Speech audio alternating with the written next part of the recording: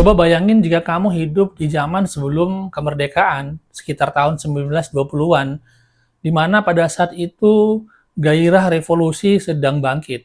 Dan kamu pada saat itu sedang melihat dan mendengarkan pidato dari Tan Malaka yang dapat mengobarkan gairah revolusi seperti ini.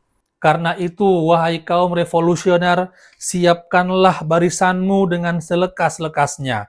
Gabungkanlah buruh dan tani yang berjuta-juta, serta penduduk kota dan kaum terpelajar di dalam satu partai massa proletar. Tunjukkan kepada tiap-tiap orang Indonesia yang cinta akan kemerdekaan tentang arti kemerdekaan Indonesia dalam hal materi dan ide. Panggil dan himpunkanlah orang-orang yang berjuta-juta dari kota dan desa, pantai dan gunung ke bawah panji revolusioner. Bimbingkanlah tangan si pembanting tulang dan budak belian itu hari ini dan besok. Bawalah mereka menerjang benteng musuh yang rapi itu. Di sanalah tempatmu pemimpin-pemimpin revolusioner. Di muka barisan laskar itulah tempatmu berdiri, dan kerahkanlah teman sejawatmu menerjang musuh. Inilah kewajiban seseorang yang berhati singa. Dirikanlah di tengah-tengah laskarmu itu satu pusat pimpinan, tempat menjatuhkan suatu perintah kepada mereka semua yang haus serta lapar itu, dan pasti kata-katamu akan didengar dan diturut mereka dengan bersungguh hati.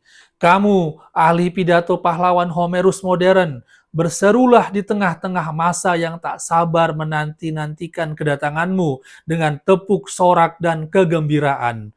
Dan dengan pidatomu itu, tegakkanlah mereka yang lemah, bukakan mata yang buta, korek kuping yang tuli, bangunkan yang tidur, suruh berdiri yang duduk, dan suruh berjalan yang berdiri. Itulah kewajiban seorang yang tahu akan kewajiban seorang putra tumpah darahnya.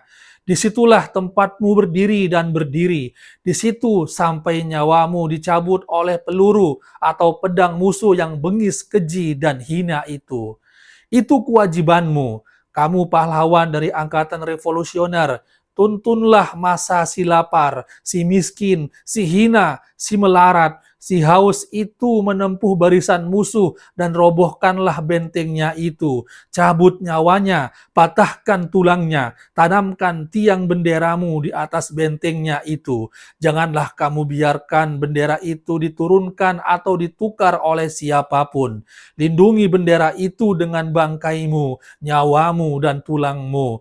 Itulah tempat yang selayaknya bagimu, seorang putra tanah Indonesia, tempat darahmu bertumpah.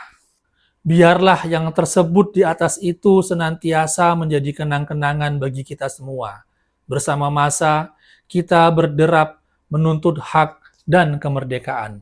Aksi massa Tan Malaka.